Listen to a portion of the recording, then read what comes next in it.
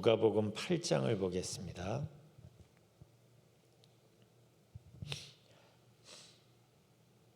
누가복음 8장 22절부터 25절까지입니다. 누가복음 8장 22절부터 25절까지 함께 봉독합니다. 하루는 제자들과 함께 배에 오르사 저희에게 이르시되 호수 저편으로 건너가자 하시매 이에 떠나 행선할 때에 예수께서 잠이 드셨더니 마침 광풍이 호수로 내리침에 배에 물이 가득하게 되어 위태한지라. 제자들이 나와 깨워 가로되 주여 주여 우리가 죽겠나이다 한데 예수께서 잠을 깨사 바람과 물결을 꾸짖으시니 이에 그쳐 잔잔하여 지더라. 제자들에게 이르시되 너희 믿음이 어디 있느냐 하시니 저희가 두려워하고 기이 여겨 서로 말하되 저가 뉘기에 바람과 물을 명하여 순종하는가 하더라. 아멘. 오늘은 누가복음 8장에 있는 내용들을 전반적으로 좀 짤막짤막하게 훑어보려고 합니다. 성경을 묵상할 때 하나하나의 사건들을 깊이 살피는 것도 좋지만 가끔은 좀 더 큰 시각으로 그 사건들의 흐름을 살피는 것도 아주 흥미롭습니다. 누가복음 8장 5절부터 씨 뿌리는 농부의 비유가 거기 나옵니다. 우리가 너무 잘 아는 말씀이죠. 이 비유에서 흥미로운 건 우리가 보기에도 낭비처럼 보일 만큼 이 농부가 씨를 아무데나 뿌린다는 거예요. 그냥 아무데나 뿌려서 그 씨가 길가에 떨어지기도 하고 바위 위에 떨어지기도 하고 가시떨기 속에 떨어지기도 합니다. 제가 어렸을 때 이 말씀을 읽으면서 이거 너무 아무데나 마구 뿌려대는 거 아니야? 이렇게 생각이 드는 적도 있었어요. 정말 이 귀한 씨라면 한 톨 한 톨이 생명을 가졌으니까 얼마나 귀해요. 그래서 정말 귀하게 준비된 곳에만 뿌릴 것 같은데 그런데 너무 아무데나 뿌리는 경향이 있거든요. 그러다가 나중에 알았죠. 이게 하나님의 마음이라는 걸. 이게 은혜라는 걸. 하나님은 변화될 가능성이 있는 사람들에게만 복음을 주시지 않고 모든 사람들에게 뿌리는 거예요. 우리가 보기에 별로 변화될 것 같지도 않아 보이는 사람들에게도 하나님은 다가가시고 복음을 전하시고 생명을 만날 기회를 주시는 거예요.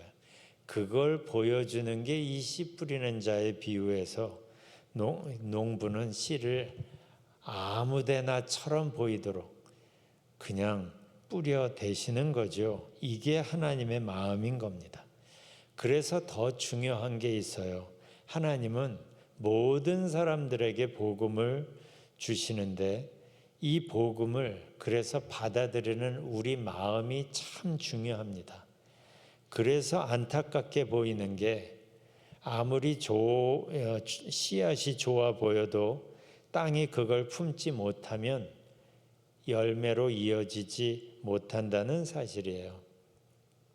아무리 하나님의 은혜가 엄청나다고 해도 우리가 그 은혜를 고이고이 마음에 품고 살지 않으면 은혜를 받아서 좋다고 하면서도 얼마 못 가서 그 은혜를 잃어버리게 되는 거죠.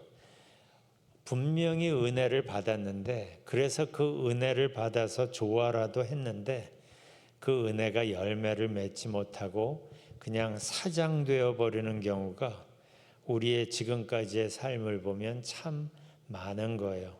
그래서 성경이 믿음을 강조하는 겁니다.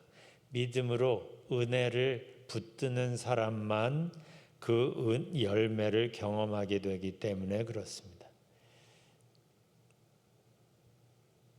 그렇다면 우리가 생각해 봐야 합니다. 나는 어떤가? 분명히 은혜 받는 거 너무너무 귀중합니다. 그렇지만 그만큼 귀중한 게 또 있는데 내가 받은 은혜를 믿음으로 품고 있나? 그래서 내가 받은 은혜가 삶 속에서 열매로 나타나고 있나? 아니면 분명히 은혜는 받았는데 간수를 제대로 못해서 사장되어 버리고 있는 건 아닌가? 우리가 살펴봐야 하는 겁니다. 은혜 받은 게 끝이 아니라 그 은혜를 우리가 받아서 열매를 맺으면 그 열매를 우리 주변 사람들이 경험하면서 하나님의 은혜를 만날 수 있게 되거든요. 그리고 누가복음 8장 중반부부터는 예수님의 능력이 드러나는 이야기들이 쭉 연결이 됩니다. 그래서 22절 이하에서는 우리가 오늘 읽은 본문 예수님이 폭풍을 잔잔케 하십니다. 폭풍까지도 잔잔케 하시는 예수님. 26절부터는 거라사 귀신을 예수님이 쫓아내십니다. 43절 이하에서는 12년 동안 혈루증 앓던 여인을 예수님께서 깨끗게 고쳐주십니다. 49장 이하에서는 죽은 야이로의 딸을 살리십니다. 이런 사건들이 일련으로 계속 나옵니다. 이 사건들은 그냥 하나하나의 흥미로운 놀라운 사건이 아니라 예수님이 어떤 분이신지, 내가 믿는 하나님, 내가 믿는 예수님이 어떤 분이신지를 우리에게 보여주시는 거에 초점이 있어요. 그러니까 이 사건들을 읽으면서 우리 예수님이 얼마나 엄청난 분이고 얼마나 놀라운 분이신지를 우리가 다시 확인하는데 중요한 건 이겁니다. 성경이 이 이야기를 왜 우리에게 해주고 있는가요? 바로 이 엄청난 분이, 이 놀라운 분이 우리에게 찾아오셔서 지금 우리와 함께 하신다는 사실이에요. 바로 이게 성경이 우리에게 예수님을 알려주는 이유입니다. 그래서 신약이 시작되자마자 임마누엘을 강조하는 거예요. 우리와 함께 하시는 하나님. 그래서 우리가 성경을 깊이 읽다 보면 임마누엘 예수님이 지금 나와 함께 하신다는 것이 새로워지는 거예요. 성경을 읽으면서 예수님이 무슨 일을 했는가가 중요한 게 아니라 그 일들을 하신 분이 지금 내 곁에 나와 함께 하신다는 것이 중요한 겁니다. 그래서 성경을 읽으면서 성경에서 귀한 교훈을 끄집어내는 게 중요한 게 아니라 내가 이 예수님 앞에 있구나. 예수님이 지금 이 능력을 가지고 나와 함께 내 안에 계시는구나에 눈이 열리면 그분과 친밀한 교제로 이어지는 건 당연하겠죠. 그래서 예수님 안에서 예수님과 함께 살다 보면 바울이 이야기하는 누구든지 그리스도 안에 있으면 새로운 피조물이라 하는 그 새로운 피조물의 삶을 시작하게 되는 거예요. 예수님 안에서. 그게 성경이 우리에게 예수님을 알려주는 이유입니다. 그리스도 안에서 새로운 피조물로 새로운 삶을 시작하게 만드는 거예요. 그러라고 성경이 우리에게 이 예수님을 알려주는 겁니다. 그러니까 이 예수님이 2000년 전에 팔레스타인에서 무슨 일을 했는가에 초점을 두는 게 중요한 게 아니라 그 예수님이 오늘 지금 나와 함께 오늘이라는 시간을 함께 보내고 싶어 하신다는 것에 초점이 있는 겁니다. 우리가 그렇게 그리스도 안에서 새로운 피조물로 살려고 할 때 굉장히 중요한 한 가지가 있어요. 바로 그걸 예수님이 누가복음 8장에서도 반복하며 강조하고 계시는데 25절에서 우리가 아까 읽은 그 본문이죠. 예수님이 폭풍으로 두려워하던 제자들에게 이렇게 말씀하시죠. 너희 믿음이 어디 있느냐? 너희가 나를 믿는다고 했잖아. 내 제자라고 했잖아.